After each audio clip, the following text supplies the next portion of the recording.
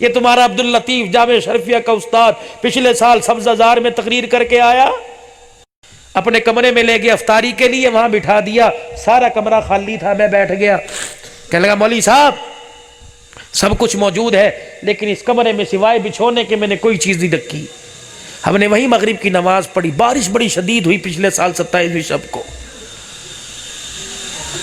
عبداللطیف صاحب رونے لگ گئے۔ میں نے کہا حضرت کیا پتہ ہے مولوی صاحب آپ کی معذوری کی وجہ سے مجھے ترس بھی آ رہا ہے کہ نیچے بٹھا رکھے، بار بار اٹھ رہے بیٹھ رہے ہیں، لیکن میں کیا بتاؤں جگہ بڑی برکتوں والی ہے۔ میں نے کہا کیوں؟ کہ میری بچی نے جب میٹرک کا امتحان دیا، کالج میں لاہور داخلہ لیا، تو میں نے اپنی بچی کو یونیفارم کے ساتھ برقع لا کے دیا، تو میری بچی برقع دیکھ کے کہنے لگی ابا کل داخلہ دلوانے گئے تھے، کسی نے برقع پہننا ہے، سب نے نہیں پہننا، میں جاؤں گی مذاق اڑائیں گے۔ ابا نے برقع ہاتھ میں لے کے آگے کر دیا، کہنے لگے میں نے کہا بیٹی یا مذاق اڑوا لے یا باپ کی عزت بچا لے۔ اللہ اکبر کبیرہ۔ کہ بس میری بیٹی نے برقع لیا، چوما اور رونا شروع کر دیا، اندر چلی گئی۔ کہ مولوی صاحب وہ دن آج کا دن ہے، بیٹی کا صحیح طور پہ چہرہ میں بھی آج تک نہیں دیکھ سکا ہوں۔ مولوی صاحب تجھے کیا بتلاؤں، رات ہوتی ہے میں اور میری بیوی چھپ چھپ کے دیکھتے ہیں یہ اللہ والی سوتی کب ہے، کتنا عرصہ ہو گیا اپنے بچی کو رات کو کبھی سوتے دیکھا ہی نہیں ہے۔ اللہ اکبر۔ کہ مولوی صاحب ایک دن میں میری بیوی اٹھے اور ہم نے اپنی بیٹی کو دیکھا مصلی پہ عبادت کر رہی ہے، میں اور میری بیوی رونے لگے۔ آج بیٹے کے کرتوتوں کو دیکھ کے ماں باپ روتے ہیں یا اس کی عبادت کو دیکھ کے رو رہے ہیں کہ ہم رونے لگ گئے۔ میں اپنی بیٹی کو دیکھ کے آیا، ٹھنڈا سانس بھرا، کلیجہ ٹھہرا، میں میری بیوی سوئے۔ اللہ اکبر، کیا دیکھتا ہوں، میری آنکھ لگی، خواب میں مجھے کالی کملی والے کی زیارت نصیب ہو گئی۔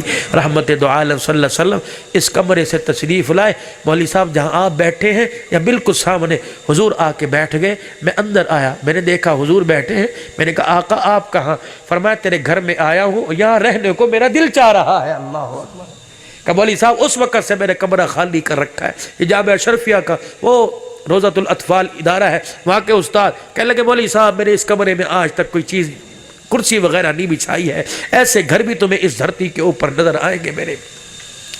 اپنے گھروں کو حقیقت کے اندر گھر بناؤ، اجاڑو مت۔ ٹھیک ہے موبائل لا کے دیا، بچوں کا شوق پورا کیا، اور بڑی بڑی سکرینیں 56 انچ کی لگا کے دی ہے۔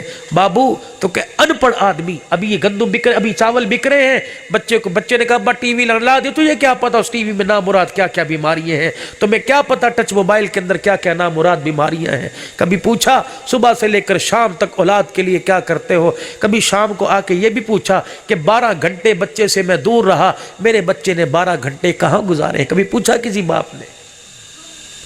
کن کے حوالے تم اپنے بچوں کو کر رہے ہو، کن کی زندگی اپنے بچوں کی بری ہے؟ تو معصوم کنویں ہیں، اللہ کے واسطے اپنے بچوں کا خیال کرو۔ حضرت لاہوری کا قصہ سناؤں گا، حضرت شیخ الہند کے پاس آپ کا سسر آیا تھا اور کیسے رشتہ کہا تھا، اور حضرت لاہوری گیلے کپڑے پہن کے کیسے نکاح کی مجلس میں آ کے بیٹھ گئے تھے۔ انشاءاللہ تمہیں سناؤں گا، سیدہ فاطمہ کی شادی بھی تمہیں سناؤں گا، لیکن بابو سنو اس نیت سے کہ اللہ عمل کی توفیق عطا فرما دے۔ محرم الحرام کا مہینہ، نواسے کا شان سنا، اب یہ سفر ربیع الاول آ رہا ہے، نانے کا شان سنو۔ ہم نے کیا کرنا ہے؟ صرف شان سننا ہے؟ نہیں، ان کے شان کو سن کر ان کی زندگی کو اپنی زندگی کے اندر لے کے آنا ہے۔